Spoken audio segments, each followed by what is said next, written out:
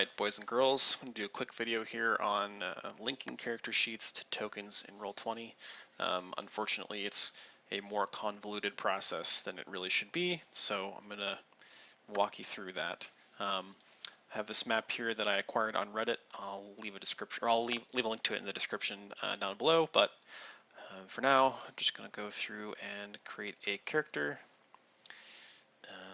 Don't worry about renaming it. When we do the stat import, everything will be fine. So you go to character sheet here, you'll check is NPC to unlock this lovely box, and that'll let us pull in a giant spider, which I've already searched for in the compendium. I'll drag that over, it'll pull in the stats, I will parse that. And then one thing that they've added recently that I think is super nice is the ability to add templates to these. So I'm going to make this an advanced giant spider, and you see that its CR went up to 2. It increased all of its stats according to the template, so that's awesome. No longer do you have to try to edit that stuff manually.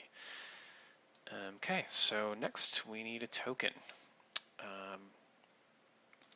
And it is important to do it in this order because you don't want to do it in the wrong order because you'll mess up how your tokens are linked and you'll have to do extra steps. So first things first, we're going to bring in some art that I made, or rather I scoured Google for and then slapped a border on. So now we have a token. Our character is saved, so we can go down here and find our giant spider. And then I'm going to link this to HP because I want him to have a health bar. We're going to come back in and edit this again in a minute just because I want to show you what this means. Since we picked HP, this is linked to the character sheet. And so if we pull out, let me actually save it in here first. Missing an edit button. There we go.